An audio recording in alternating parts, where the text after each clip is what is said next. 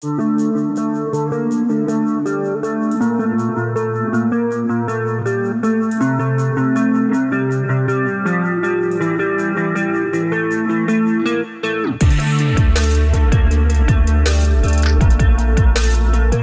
situation de handicap, Nolan ne peut pas marcher et est en fauteuil roulant. La tétraparésie spastique peut avoir de nombreuses conséquences sur la personne.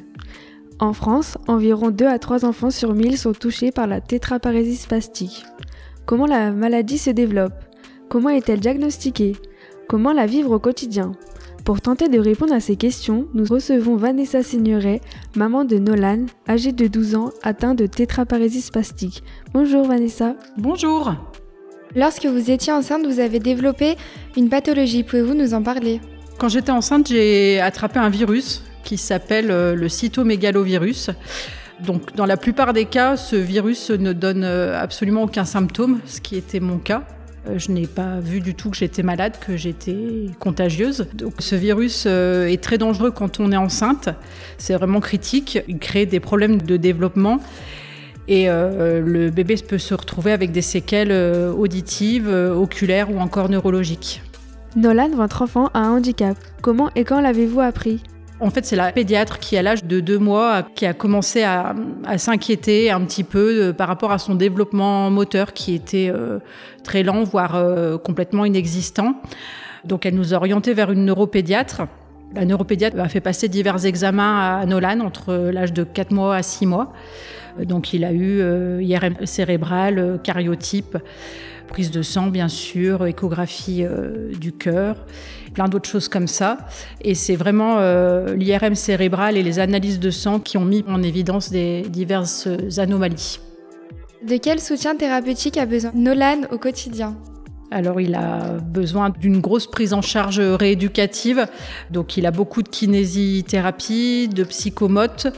Il a également de l'ergothérapie, de l'orthophonie.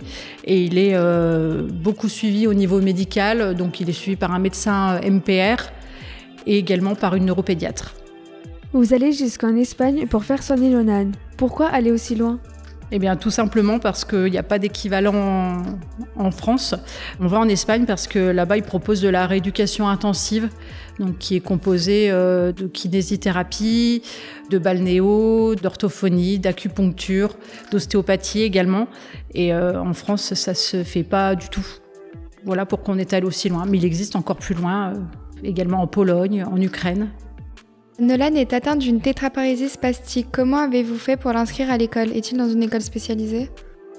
Alors maintenant, oui, il est dans une école spécialisée. Enfin, c'est plus un centre de rééducation, en fait. Mais tout petit, il est allé à l'école du village. Donc on a fait comme tous les parents. On est allé à la mairie, à l'école. On a inscrit notre enfant. Voilà, il y est resté jusqu'à ses 4 ans.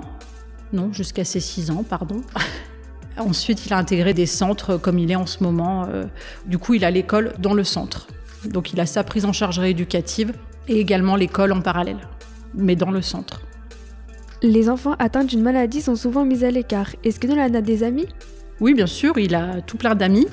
Tout petit, quand il était à l'école, c'était un petit peu la mascotte de la classe, de l'école. Donc c'était des copains de classe. Maintenant, c'est plus des amis qui sont comme lui, en fauteuil roulant, qui sont plus ou moins expressifs, plus ou moins autonomes. Mais oui, il a des amis. Comment faites-vous pour communiquer avec votre enfant au quotidien ? Moi, je lui parle vraiment comme je peux m'adresser à son frère, quoi. Je lui parle vraiment avec des mots tout à fait normaux. Lui, après, nous répond à sa manière, donc par le regard, par des mimiques, par des vocalises. On arrive à se comprendre tant bien que mal, mais c'est pas toujours facile. Par exemple, quand il est douloureux, on voit à son visage qu'il est douloureux, mais alors où est-ce que tu as mal? Alors ça, c'est pas simple. Alors il existe des outils pour communiquer. Il a une commande oculaire sur une tablette qui lui permet de nous faire vaguement comprendre ce qu'il a, mais c'est pas toujours simple à décrypter. Et du coup, moralement, vous y arrivez ou... Oui. Oui, on s'accroche. J'ai une politique, c'est qu'il y a pire que ça dans la vie. Donc oui, moralement, on y arrive. Il faut se battre pour son enfant. Avez-vous dû faire des aménagements dans votre maison ? On n'a malheureusement pas eu le choix, puisque c'est effectivement une maison à étage. Toutes les pièces de nuit étaient situées donc au premier étage. Donc on a fait les transferts jusqu'à ce qu'il ait bien 7-8 ans. Et au bout d'un moment, il a bien fallu se rendre à l'évidence que monter les escaliers avec un enfant dans les bras, c'est pas forcément évident, c'est dangereux pour lui, pour moi. Donc on a pu lui aménager une chambre au rez-de-chaussée. Donc maintenant, il a sa chambre, sa grande chambre en bas. Nolan a un animal de compagnie au quotidien. Pourquoi avoir choisi un chien ? Nolan est vraiment très proche des animaux. Il a vraiment la fibre animale. C'est quelque chose qui l'apaise, qui le rassure. Il est sensible aux animaux. C'est vraiment très simplement qu'on s'est tourné vers l'association Andy Chien, qui éduque des chiens d'assistance, des chiens d'éveil, puisque maintenant nous avons Norton, qui est donc un chien d'éveil et qui est là pour stimuler Nolan, pour l'apaiser, pour l'accompagner dans tous les gestes de la vie quotidienne en fait. Donc il a toute la fonction de chien d'éveil, mais aussi de chien d'assistance. Donc c'est bien plus qu'un animal de compagnie. Avez-vous remarqué une amélioration depuis que Nolan a son chien ? Alors Nolan, effectivement, est plus éveillé depuis qu'il a son chien, il est plus ouvert, mais c'est surtout au niveau des autres personnes qu'on note une certaine ouverture, puisque le chien fait vraiment tomber les barrières. C'est fou comme le chien est un aimant pour les gens et tout de suite, le handicap fait tout de suite moins peur avec le chien. On sait que Nolan a un grand frère, se sent-il délaissé par rapport à lui ? Comment vit-il la situation ? Alors Mathéo donc a 15 ans maintenant et bon, alors ça n'a pas toujours été facile, mais je crois que maintenant il vit le handicap plutôt bien. Il est relativement proche de son frère et même plus proche de son frère que de nous maintenant. Nolan est entré dans l'adolescence. Avec le recul, comment vivez-vous le handicap aujourd'hui ? Alors c'est surtout le diagnostic qui a été choquant, c'est ça qui est dur à encaisser. Maintenant on est quand même plus apaisé par rapport à ça, on le vit plutôt bien. Car Nolan est vraiment heureux de vivre. C'est un enfant qui n'est pas du tout ingrat, contrairement à ce qu'on pourrait penser. Et franchement, si c'était à refaire, on referait. Enfin, moi, je referais. Quel futur imaginez-vous pour Nolan ? Alors ça, c'est vraiment pas facile de répondre à cette question. Moi, je sais que j'ai quand même une certaine appréhension en l'avenir, je dirais, compte tenu du manque d'accompagnement, des listes d'attente dans les établissements qui sont très très longues, voire des établissements qui sont quasi inexistants. J'aime l'idée de me dire qu'il sera toujours aussi curieux, toujours aussi souriant et heureux de vivre.